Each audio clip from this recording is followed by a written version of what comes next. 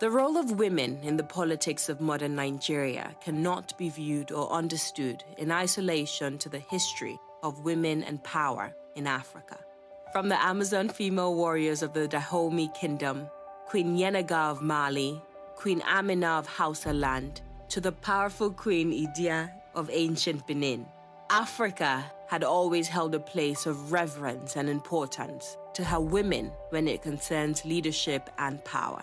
And in return, these great women poured the best of their gifts, wisdom, and ability to the growth and defense of the vast African nations. We'll be happy to see all marginalized and disadvantaged segments of society participate fully in the processes. Women have got what it takes to lead. If you build a woman, you are building a nation. Nigeria women, we get it there all across the nations, all around the world. Women are longing to be free, no longer in the shadows, caused to stay behind, but side by side in true equality. So sing a song for women everywhere.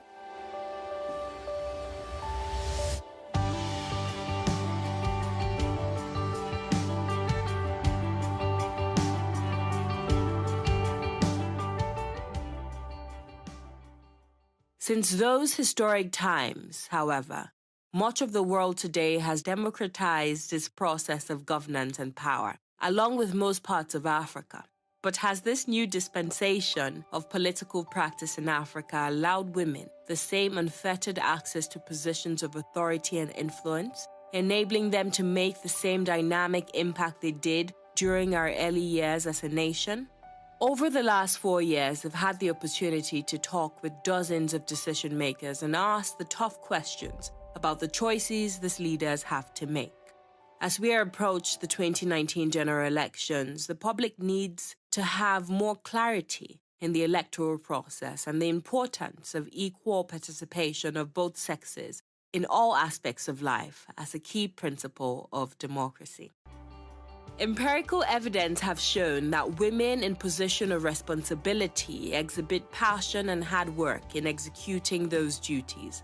Women today in our society, despite the social cultural demand on them to nurture, raise, and maintain their families and homes, are able to do that efficiently and still build worthwhile careers for themselves in virtually every industrial sector in Nigeria, including politics. In recent years, most especially, there has been a significant increase in the political interest on the part of Nigerian women. There is increase in women's registration with political parties. More women are desirous of holding political offices with every passing election. But why is this clear increase of political interest not matching in terms of women who attain political office in Nigeria? The challenge facing women's participation in the electoral process in Nigeria are many. You find out that gender equality and women participation in elections are key indicators of democracy. And the Constitution has guaranteed free association, free participation of women in politics. But because of the barriers women face, many women are not at the table. And some of these barriers are cultural. You know, the culture, the African culture of a woman should be seen and not heard, let alone coming out to campaign. The other day I was in a cab and we were discussing politics, and the man happened to tell me that he would never allow his wife to participate in the politics, that the woman's life starts and ends in the kitchen, and it's not supposed to be so. So I think the major thing is discrimination. We are actually a country that don't prioritize women participation, and we must accept it, and that's our reality. But that's a reality that we must fix. As a society, we lose the opportunity to harness the potentials and the value that women bring to the table, because women have got what it takes to lead. They've got the potential. And so when we don't give them the space, we lose the opportunity. And tell me, all the institutions that men have led, how have they turned out? But go and check institutions where women have actually led. If we've got an inclusive process that makes it possible for women who have competence, who have character, who have capacity to emerge, we will, to a large extent, guarantee good governance. Because when women are in the policy front, if women are in leadership position, they perform. They provide the necessary leadership that Nigeria needs in our society. If we view women as being equal to us, then we will know that there are things we men have to even learn from women, which they are even better off if given the chance to express themselves. Young women like Blessing Omaku, who is a lawyer, writer, and activist, are very passionate about the inclusion of women in the governance of Nigeria and the electoral process itself. When it comes to women's rights in Nigeria, I think we're really behind as far as progress on the continent. We call Nigeria the giant of Africa, but how can we be the giant of Africa when women, who are half of our population, are so behind? You have 109 senators and only 7 are women. Human rights, they're very connected. So the minute that you begin to violate one right, you violate another.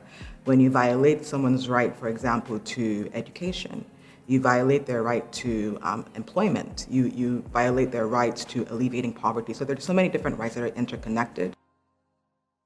The Aba Women's Riot of 1929 resonates till date as an example of women who were fed up with the injustice of the system and decided to take a stand.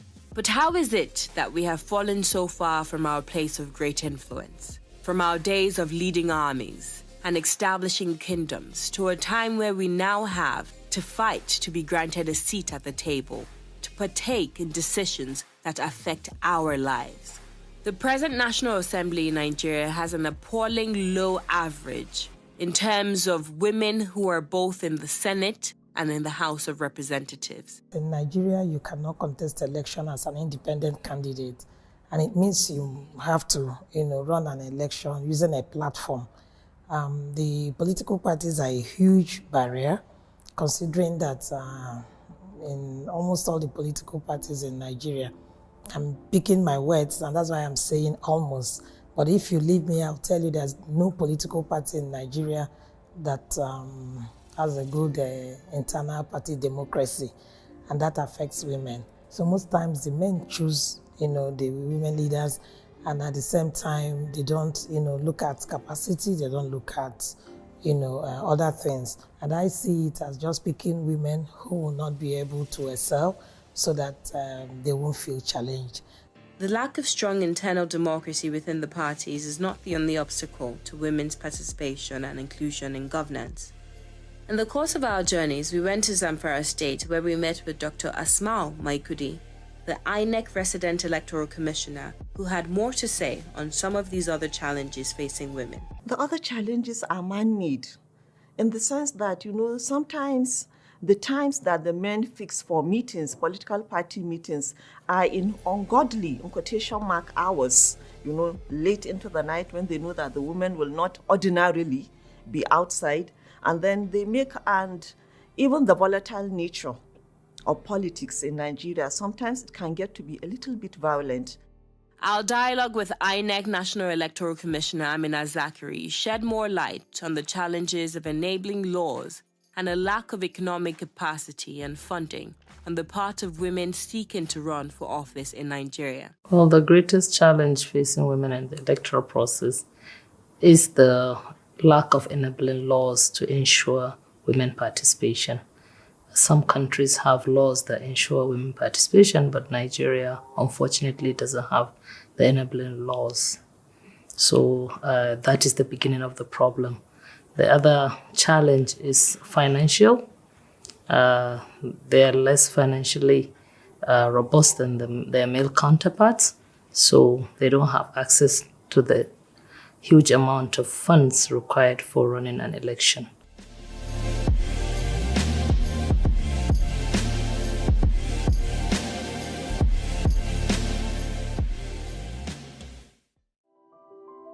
The rays of hope continue to fill the horizon as a new generation of young women today are rising up to take the challenge of not only participating in politics, but also pioneering the cause of electoral reforms in Nigeria. Among them is Aisha Osori, author of Love Does Not Win Elections.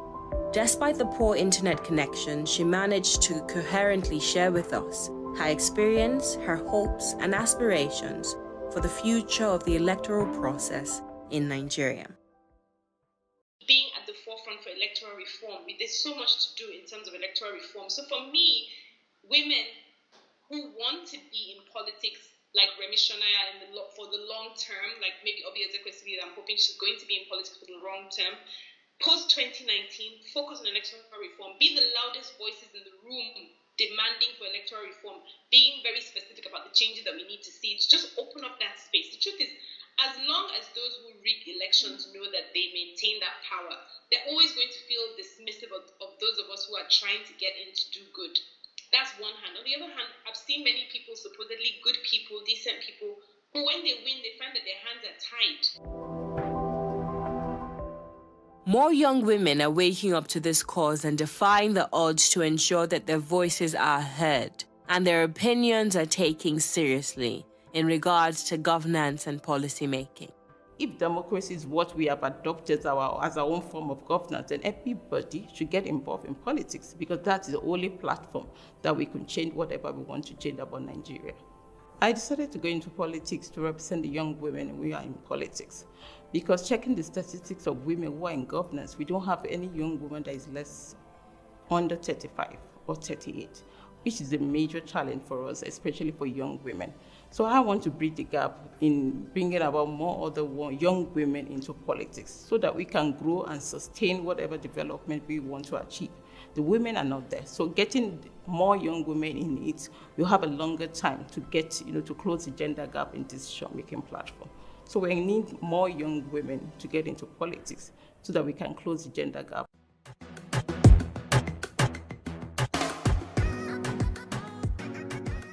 Music artist and icon Waje, whose work in music continues to enrich the lives of many Nigerians today, has been working closely with the Electoral Commission to sensitize the young generation on the importance of women's participation in politics. You worked with INEC to Yes, go I did. around campuses. Yes, for young people. And the whole idea was to sort of get them involved in the electoral process, because it's not just women who think this is a man's job. Young people also feel that, let our leaders, they do it like this. They forget that we are the ones who are leaders of our country. For women to say, oh, that's a man's job, it just means that you wake up in the morning and you're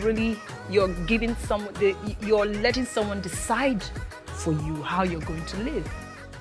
The cause of women's participation in politics today is one that has to be fought for across board, in unity and in collaboration with various people from all walks of life, including actors, musicians, and influencers, using every possible platform available to us. Equality is the future, and we leave no one behind. We can no longer watch in silence.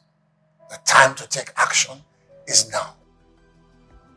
The advancement of women's participation in politics and in the electoral process as a whole must be inclusive of persons with disabilities. I had the privilege of speaking with some incredible women who have dedicated their lives to making sure women with disabilities are not left behind. Let me even start by commending INEC for putting in place a framework that will address the barriers that people with disability face in political participation, and it's called the INEC Framework on Access and Participation for Persons with Disability. Well, gender and disability are very, very quite related, as it were, but I hope the women's movement will begin to understand that very soon. Look at the two issues. They are very, very related. They all have the deep root of discrimination, marginalization, societal perception. So there's a common denominator between gender and disability. One of our greatest strengths as women in modern Nigeria is education. When we get educated and in turn educate our girls, we are empowering them with the boldness to desire a seat at the table of governance and the competence to know exactly how to get there. But lack of education is still posing a massive challenge for women in various regions of the country. Women constitute a larger percentage of the illiterate group in Nigeria. This could also be attributed to the prevalent cultural perception that in most families, parents prefer to send their sons to school instead of their daughters. But Pastor Moses Michaels is one of the increasing open-minded husbands and fathers who are beginning to share our strong conviction that education is for both sexes. We spoke to him during our trip to Lagos State. Any woman can be anything they want to be. I, as a pastor, a modern-day pastor, a young pastor, I have 4 daughters. I will hate for anyone to tell my daughters they can't be anything just because they are women. One of them is trained to be a footballer, a professional footballer. I won't stop her. But the one next to her is a girly girl. She loves everything in pink. She wants to make up her face. I won't stop her. As a parent, my job is to create the environment for these kids to thrive. As a nation, our job is to create an environment for all our women to prosper. Can the game of politics in Nigeria truly be changed? Can it evolve to a stage where support, competence, and capacity play a bigger role in the electoral process than money? Can we institute laws that will regulate the fairness of the campaign process and accommodate the current socio-economic capacity of women? And in so doing, grant women the much-needed advantage to take their place in the political landscape of Nigeria. Women themselves place a limitation on themselves because of their gender, and they feel like there are so many positions they cannot occupy because they are women. And men too feel like that women do not have that capacity to do as much as men can in a country like Nigeria. They just feel like Nigeria is too big. There are some positions that are just too big, and a woman can't handle that. In Africa, patriarchy reigns.